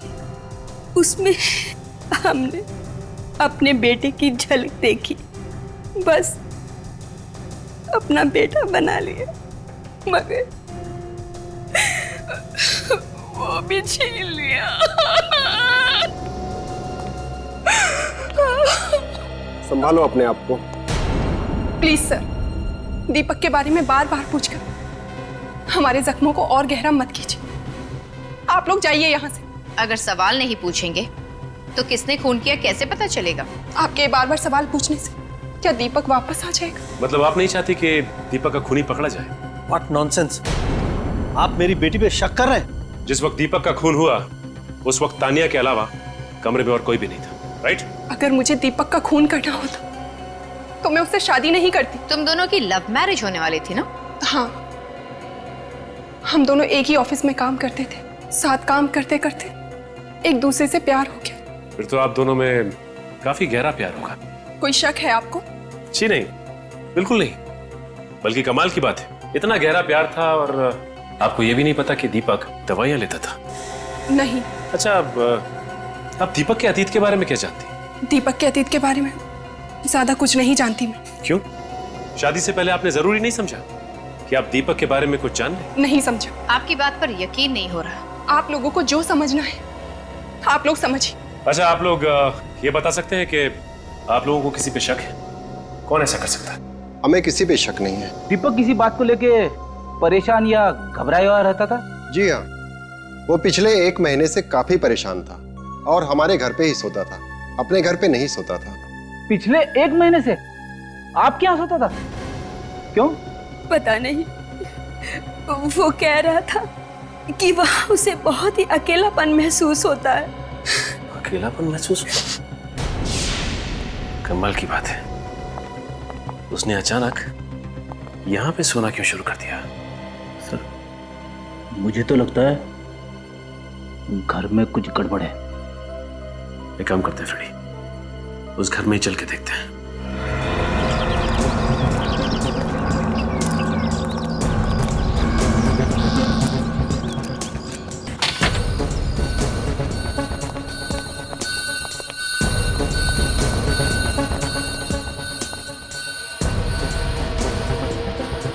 काफी अच्छा सजा रखा है घर।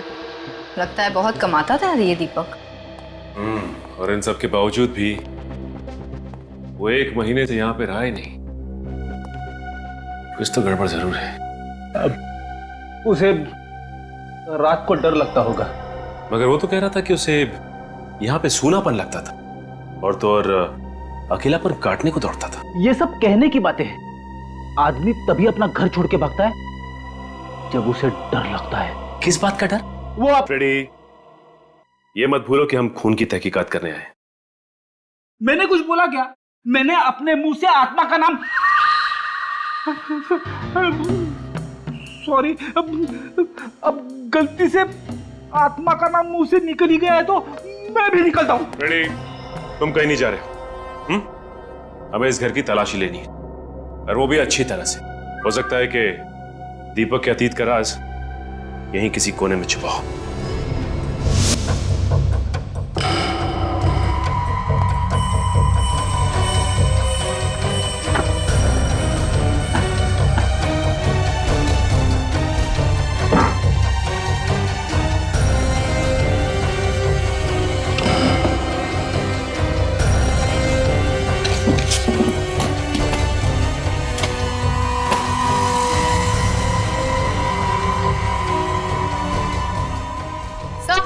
ये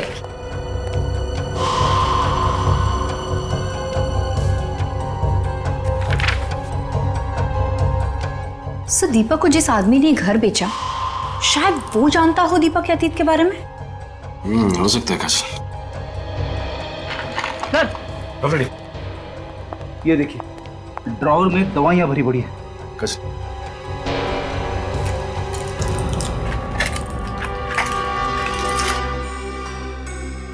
फ्रेडी, इन दवाइयों में तो वो वाली दवाई भी है जो डॉक्टर सालुंके को दीपक की लाश में से मिली थी। और ये दवाई बिना प्रिस्क्रिप्शन के नहीं बेची जाती। कोई साइकियाट्रिस्ट होगा जिसने दीपक को ये दवाइयां दी होंगी। देखिए इसमें क्या है।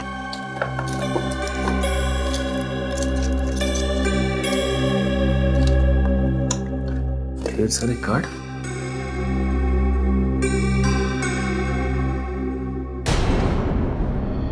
साइकियाट्रिस्ट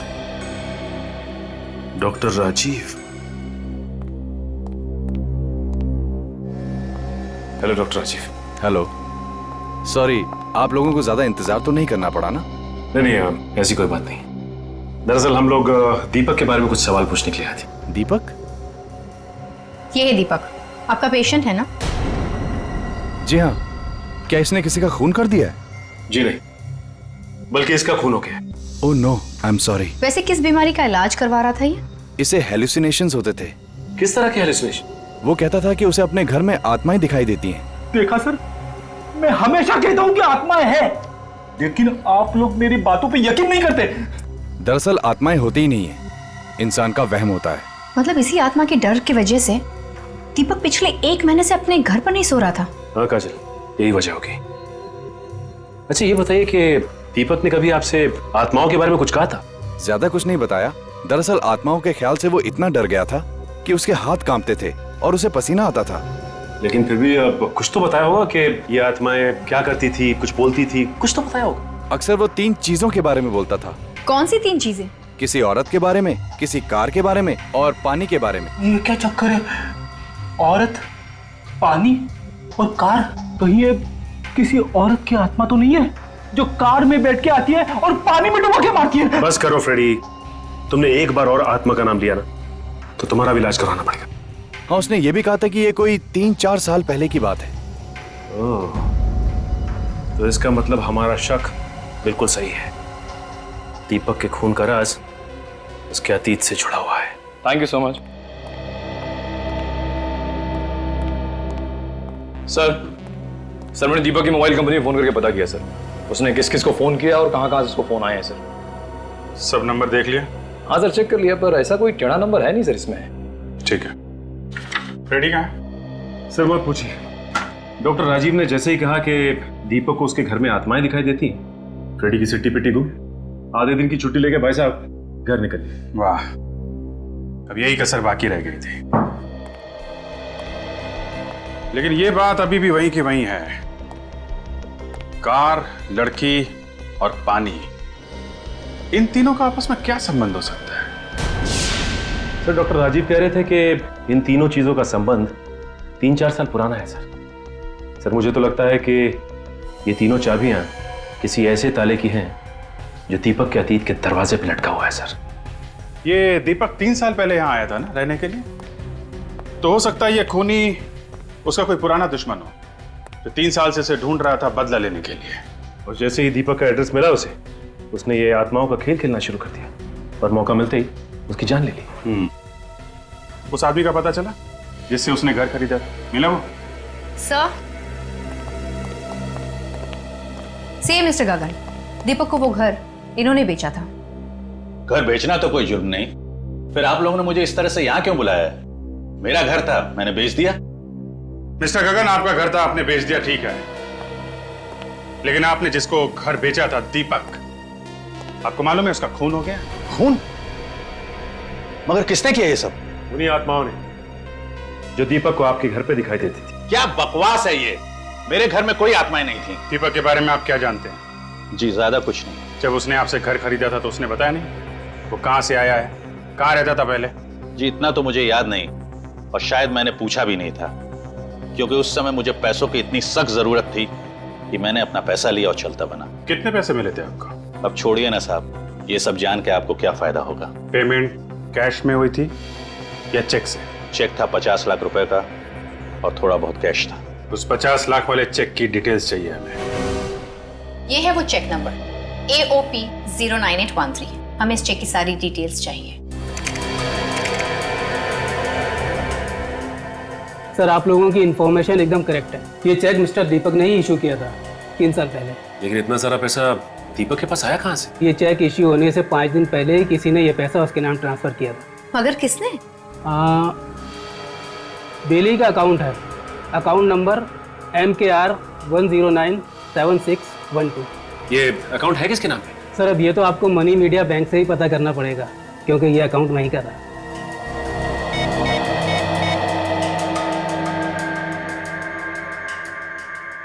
हेलो, मैं इंस्पेक्टर काजल बोल रही हूँ CID से। जरा ये अकाउंट नंबर नोट करना, MKR 1097612। बता सकते हैं ये अकाउंट किसके नाम पे? या sure, I will wait. What? क्या आपको पूरा यकीन है? Okay, thank you. क्या होगा सर? ये अकाउंट भी दीपक के नाम पर है। क्या दीपक ने नया घर खरीदने के लिए अपने एक अकाउंट से पैसे निकाल के दूसरे अकाउंट में डाल दिया? इतना ही नहीं सर, इस अकाउंट में पैसे ट्रांसफर होते ही उसने अपना दिल्ली वाला अकाउंट बंद करवा दिया। ओह, अब समझ में आया। ये सारा का सारा चक्कर दीपक की पुरानी जिंदगी से जुड़ा हुआ है। एक काम करते हैं, इस मनी मीडिया बैंक से पता करते हैं कि ये दीपक दिल्ली में रहता कहां था। 3 साल पहले ये दीपक यहीं पे रहता था ना? जी हाँ, वो पेइंग गेस्ट था। कितने समय तक रहा वो यहाँ पे? यही कोई 6-7 साल से। क्यों, क्या किया उसने? किसी ने दीपक का खून कर दिया। What? ये तो बहुत बुरा हुआ। आपको किसी पे शक है? जी नहीं, 3 साल से तो मैं उसके टच में ही नहीं हूँ और मुझे तो ये भी नहीं पता कि वो है कहाँ। क्या दीपक ने आपको बताया कि वो मुंबई जा रहा है? जी नहीं, वो तो एक दिन अचानक ही गायब हो गया, बिना बताए चला गया। किस दिन की बात है? 13 नवंबर 2008। वो तो अपना सामान भी नहीं लेके गया और उस महीने का किराया भी नहीं दिया। उसका सामान देख सकते हैं हम लोग? जी नहीं, 1 साल तक मैंने इंतजार किया और फिर उसका सामान फेंक दिया। फिर कोई बात नहीं। जब दीपक यहाँ पे रह रहा था तब उसकी किसी के साथ कोई झगड़ा वगैरह हुआ था? जी नहीं, दीपक तो बहुत अच्छा लड़का था। उसका कोई दोस्त आता था यहाँ उससे मिलने के लिए? जी हाँ, 2 दोस्त आते थे, एक लड़का और एक लड़की। लड़की? क्या ये वो लड़की है? जी नहीं, ये वो नहीं है। कौन है ये? इसका नाम तान्या। इसकी शादी दीपक से होने वाली थी, लेकिन शादी की रात ही दीपक का खून हो गया। Very sad. अच्छा, आप दीपक के दोस्तों के बारे में कुछ बता रही थी? जी हाँ, उस लड़के का नाम तो मुझे नहीं मालूम, पर लड़के का नाम वीर था। बड़ा ही बहादुर नाम है। उसके गायब होने से एक दिन पहले उन दोनों में बहुत बड़ी लड़ाई हुई थी। लड़ाई? किस बात पे? ये तो मैं नहीं जानती, पर उसके अगले ही दिन दीपक गायब हो गया और वीर भी दोबारा यहाँ नहीं आया। ये वीर रहता कहाँ है? क्या वीर मर चुका है? 3 साल पहले 12 नवंबर, वो मनहूस दिन जब मेरा बेटा हमेशा हमेशा के लिए इस दुनिया से चला गया। 12 नवंबर? उसकी मौत कैसे हुई? हार्ट अटैक से। हार्ट अटैक से? इतनी कम उम्र में हार्ट अटैक? हाँ, वो दीपक से मिलकर वापस घर आ रहा था। रास्ते में अचानक उसे दिल का दौरा पड़ा, कार आउट ऑफ कंट्रोल हो गई और एक पेड़ से जा टकराई। वीर को कोई दिल की बीमारी, कोई स्ट्रेस वगैरह था? नहीं तो मरने के कुछ ही दिनों पहले तो हमने उसका मेडिकल चेकअप कराया था, तब तो वो बिल्कुल ठीक था। वो ठीक था तो फिर अचानक हार्ट अटैक क्यों? सर, मुझे तो कुछ गड़बड़ लग रही है। 12 नवंबर को दीपक और वीर का झगड़ा होता है और आते समय वीर का एक्सीडेंट हो जाता है। फिर 13 नवंबर को दीपक बिना किसी को कुछ बताए बंबई भाग जाता है। कहीं वीर के खून में इस दीपक का हाथ तो नहीं है? नहीं नहीं, दीपक तो वीर का बहुत अच्छा दोस्त था, बल्कि भाई से भी बढ़कर। उन दोनों का झगड़ा किस बात पे हुआ था? झगड़ा? वीर ने तो इसके बारे में हमें कुछ नहीं कहा था। हाँ, कहता भी कैसे? इससे पहले कि वो घर पहुंचता उसका एक्सीडेंट हो गया और अगले दिन दीपक गायब हो गया। अच्छा, वीर और दीपक की एक और दोस्त थी, एक लड़की, मालूम है आपको? वीर तो लड़कियों से बात करने में भी शर्माता था, उसकी कोई लड़की दोस्त तो थी ही नहीं। आप जानती हैं इसे? जी नहीं। दीपक काम क्या करता था? रियल ग्रुप कॉर्पोरेशन में एम्प्लॉय था। अरे तुझे पता है उस कपड़े की दुकान पर सेल लगी है? हाँ। अरे मत पूछ, हर तरह के कपड़ों पर सेल है। Excuse me? Skirt, sari, jeans, मेरा तो मन करा था पूरी दुकान खरीद लूं। पूर्वी, इस सेल वाली दुकान की एड्रेस लो। हाँ। ये क्या बदतमीजी है? काम के वक्त ऑफिस के फोन पर टाइम पास नहीं करना चाहिए। ये तुम कौन होती है समझाने वाली? हम लोग सीआईडी से। सीआईडी से? मैनेजर कहाँ है तुम्हारा? प्लीज मैडम, सर से शिकायत मत करिएगा। मैनेजर कहाँ है? सर तो अपने केबिन में होंगे। सर, मैडम मैडम प्लीज मेरी बात तो सुनिए मैडम।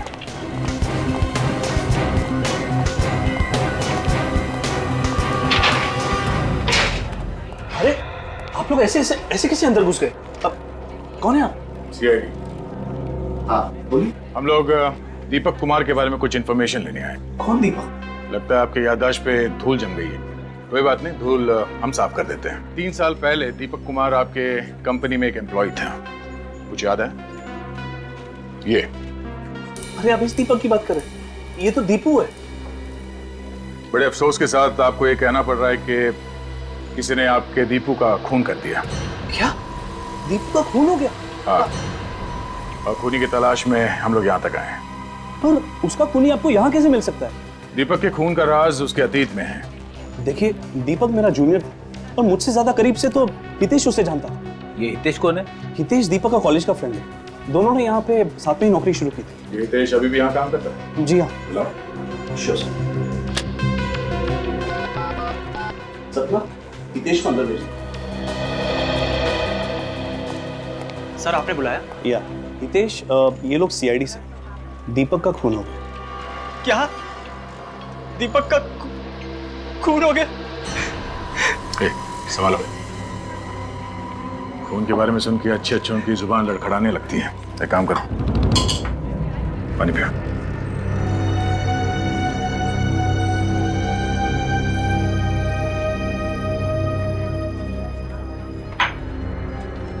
ठीक हो? हाँ सर।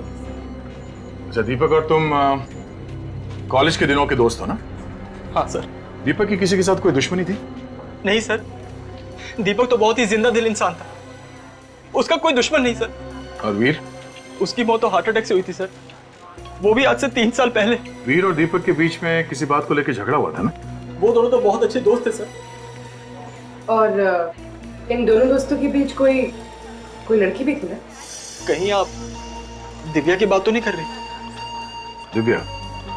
कौन है ये दिव्या? दीपक की गर्लफ्रेंड थी और बहुत जल्द उन दोनों की शादी भी होने वाली थी। कहीं वो ये तो नहीं? नहीं तो ये कौन है? तानिया, दीपक इससे शादी करने वाला था।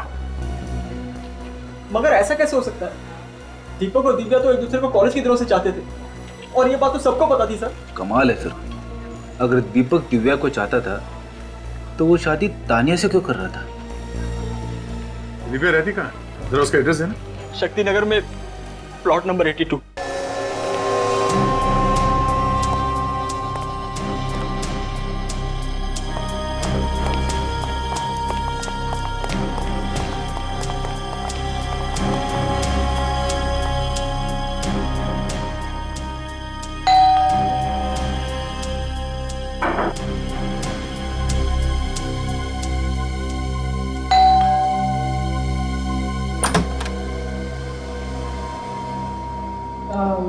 दिव्या जी?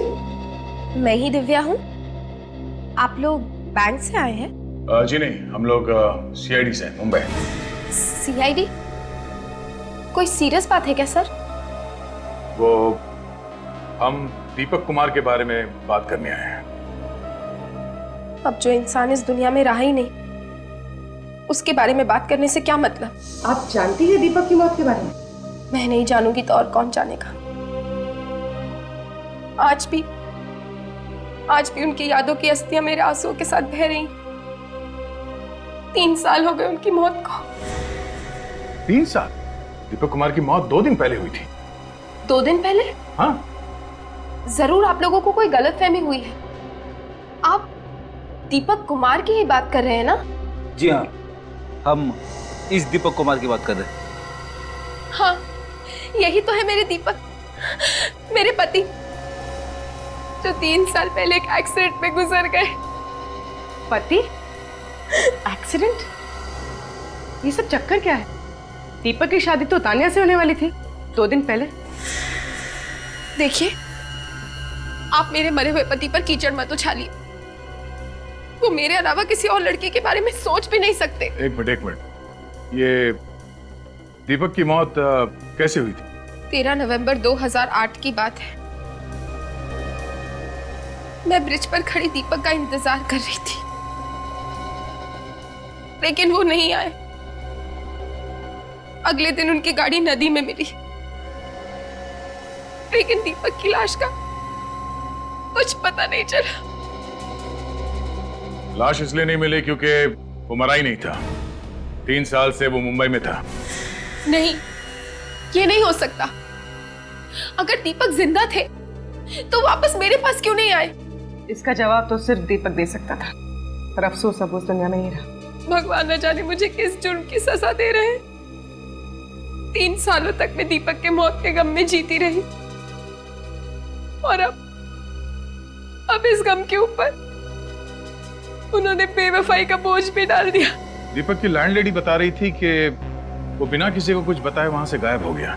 दरअसल दीपक और मैं छिपकर ये शहर छोड़कर भागने वाले थे, इसीलिए मैं ब्रिज पर उस दिन दीपक का इंतजार कर रही थी। क्यों? शहर छोड़ के क्यों भागने वाले थे? दीपक और वीर ने बिजनेस शुरू करने के लिए 5 लाख रुपए उधार लिए थे किसी से, लेकिन शेयर मार्केट क्रैश हो गया और सारे पैसे डूब गए। और वीर की मौत के बाद उधार चुकाने की सारी जिम्मेदारी दीपक के कंधों पर आ गई। तो तुम दोनों ने प्लान बनाया दिल्ली से भाग के एक नई जिंदगी शुरू करने का? हाँ सर, लेकिन दीपक पहुंचा ही नहीं। मैं रात भर ब्रिज पर उसका इंतजार करती रही। सच तो यह है कि दीपक अपनी नई जिंदगी के प्लान में तुम्हें शामिल नहीं करना चाहता था। उसने तुम्हारी जगह तानिया को दे दी। वो तानिया से 2 दिन पहले शादी करने वाला था। मुझे तो अब भी यकीन नहीं हो रहा है, आखिर कौन है ये तानिया? तानिया से भी आपको मिलवा देंगे, पर पहले ये बताइए कि ये दीपक कोई एंटी डिप्रेसेंट दवाइयां लेता था? Anti depressant? हाँ, ये स्ट्रेस, तनाव, टेंशन दूर करने के लिए। नहीं, उन्होंने ऐसी कोई दवाइयां नहीं ली। अच्छा एक बात बताइए, दीपक को कभी आत्माएं नजर आती थी? आत्माएं? व्हाट रबिश, ये कैसी बातें कर रहे हैं आप? ये बातें हम नहीं कर रहे हैं, दीपक कर रहा था मरने से 1 महीने पहले। क्या दीपक को कोई दिमागी बीमारी थी? मेरे दीपक पागल नहीं थे। देखिए, हमारे कहने का ये मतलब नहीं है। शायद दीपक को कभी सर पे कहीं चोट लगी हो। नहीं, कभी नहीं। वो बिल्कुल हेल्दी थे। हाँ, एक बार उनका दाहिना घुटना फ्रैक्चर हुआ था, लेकिन उनकी दवाइयों में कोई एंटी डिप्रेसेंट्स नहीं थे। ठीक है, आप मुंबई चलने की तैयारी कीजिए। तानिया और उसके घर वालों को भी दीपक के अतीत के बारे में बताना बहुत जरूरी है। हाँ हाँ, मैं चलूंगी मुंबई। मैं भी देखना चाहती हूँ कि आखिर वो कौन सी लड़की है जिसके लिए दीपक ने मुझे धोखा दिया। ये है दिव्या, दीपक की पहली वाइफ, और ये तान्या है, दीपक की होने वाली दूसरी वाइफ। नहीं, ये नहीं हो सकता। मेरे होते हुए दीपक दूसरी शादी कैसे कर सकते हैं? झूठ बोल रही हो तुम। दीपक मेरे अलावा किसी और से शादी करने के बारे में सोच भी नहीं सकते थे। 3.5 साल हो चुके हमारी शादी को। मैं तो उनकी विधवा की जिंदगी जी रही थी, जब इन सीआईडी वालों ने आकर मुझे बताया कि दीपक जिंदा थे, और अभी 2 दिन पहले उनकी मौत। बंद करो अपने ये मगरमच्छ के आंसू।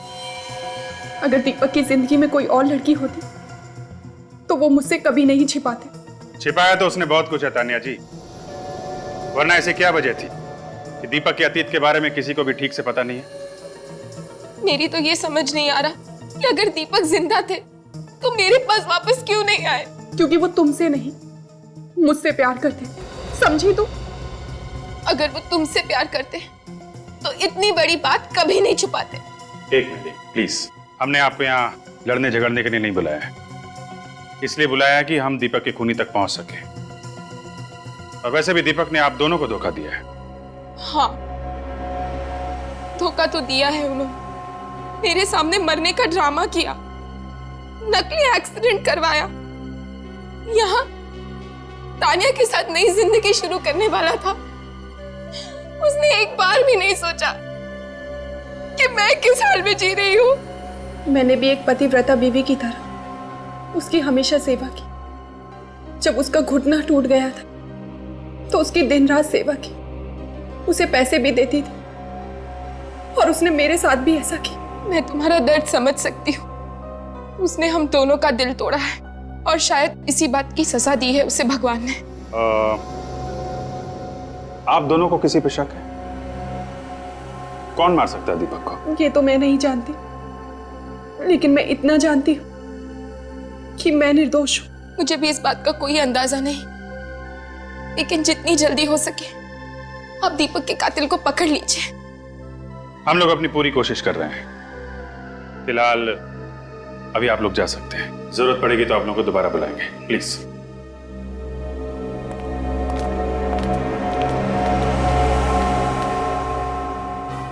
सी, दीपक तो कितना दोगला किस्म का इंसान निकला। एक साथ दो लड़कियों की जिंदगियां बर्बाद कर रहा था। हाँ सर, हो सकता है इसी पाप का गिल्ट जो उसके सामने आत्मा बन के आ रहा था। बेचारी तानिया, उसकी टांग टूटने पर 3 महीने तक उसकी सेवा करती रही। मुझे तो बहुत बुरा लग रहा है तानिया के लिए।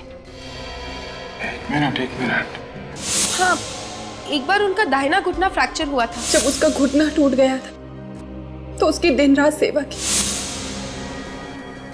माय गॉड, क्या हुआ सर?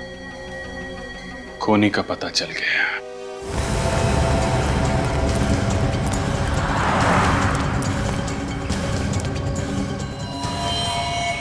सब हो रही दिव्या। दिव्या,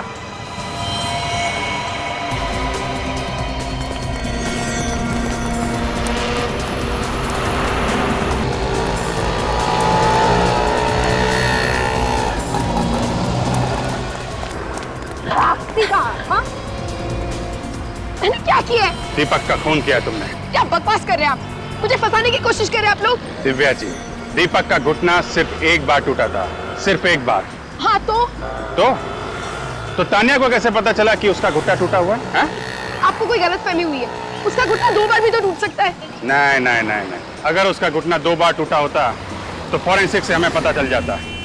उसका घुटना सिर्फ एक बार टूटा है, वो भी 1 साल पहले। और आप 3 साल से उसे मिली नहीं, तो फिर आपको कैसे पता चला है? सच तो ये है कि 3 साल से दीपक का पीछा कर रही थी। सब जानती है, दीपक को भी इसी ने मारा है। नहीं किया मैंने दीपक का खून। छोड़ दो मुझे।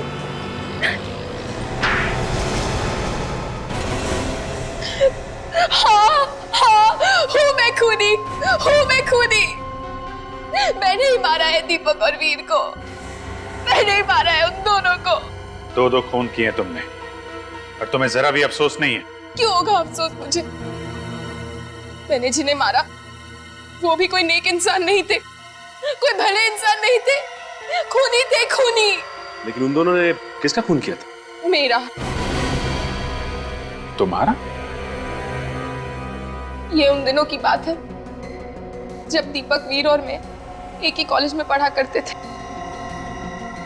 दीपक ने मुझसे प्यार के झूठे वादे किए, शादी की कसमें खाई, और जब कॉलेज खत्म हुआ तो शादी से साफ इनकार कर दिया। उसके बाद मैंने उसे धमकी दी कि अगर उसने मुझसे शादी नहीं की तो मैं आत्महत्या कर लूंगी और सुसाइड नोट में सारा इल्जाम उसके सर डाल दूंगी। ये तो पागलपन है। पागलपन ही सही, लेकिन मुझे दीपक चाहिए था, किसी भी कीमत पर चाहिए था, और इसलिए मैंने उसे डराने के लिए खुदकुशी का झूठा नाटक भी किया। फिर? दीपक बहुत घबरा गया। वो मुझसे पीछा छुड़ाना चाहता था। उसने वीर के साथ मिलकर मुझे मारने का प्लान बनाया। उन दोनों ने मुझे गाड़ी में बिठाया, शादी का झांसा देकर, और मुझे ब्रिज पर लेकर गए। वहां दीपक ने मेरा गला दबाया, और जब मैं बेहोश हो गई तो वहां से उठाकर मुझे नदी में फेंक दिया। पर तुम मरी नहीं, बच गई। हाँ, भगवान का हाथ था मेरे सर पर, बचा लिया उन्होंने मुझे। लेकिन उसके बाद मैंने तय कर लिया कि मैं दीपक और वीर दोनों की जिंदगी नर्क बना दूंगी। और तुमने आत्मा बन के दोनों को डराना शुरू कर दिया। हाँ, वीर को हार्ट अटैक आया क्योंकि उसने मुझे अपनी गाड़ी की पिछली सीट पे बैठा देखा। और तुमसे डर के दीपक भाग के यहाँ आ गया। हाँ, बहुत दिनों तक मैं उसे ढूंढती रही, फिर मुझे पता चला कि वो यहाँ है। मैं उसे ढूंढती हुई यहाँ आ गई और उसकी शादी में भी पहुंच गई। वहां वो मुझे देखकर बेहोश हो गया। और फिर जब तानिया कमरे से बाहर गई तो तुमने मौका देख के उसका खून कर दिया। क्या बात है बेटा? दीपक की तबीयत ठीक तो है ना? मुझे तो बहुत फिक्र हो रही है डैड। दीपक को अभी तक होश नहीं आया है। नहीं बेटा, घबराने की कोई बात नहीं है। डॉक्टर ने कहा है ना, कल सुबह तक उनको होश आ जाएगा। I hope so dad. तुम चाहो तो थोड़ी देर आराम कर लो, मैं दीपक जी के पास बैठ जाता हूँ। नहीं नहीं डैड, आप रहने दीजिए। मैं बस वॉशरूम जा रही थी, बस मुझे 5 मिनट लगेंगे। ओके बेटा, ठीक है।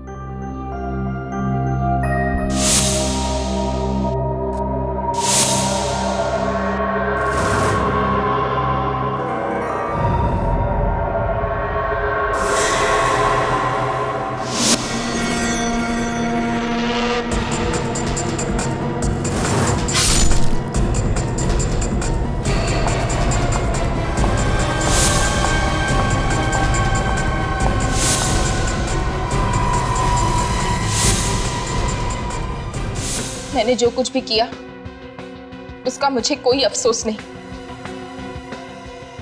लड़कियों के नाजुक दिलों से खेलने वाले का यही अंजाम होना चाहिए। अपने अंजाम की फिक्र करो तो उन लोगों ने जो किया वो गलत था, लेकिन इसका यह मतलब नहीं कि तुम कानून को अपने हाथ में ले लो। 2 खून किए हैं तुमने, अब जिंदगी भर आत्मा बनकर जेल में भटकती रहना, फांसी का ऑर्डर आने तक। इस तरह के और भी एपिसोड देखने के लिए हमारे चैनल को सब्सक्राइब करें और बेल आइकन दबाना ना भूलें।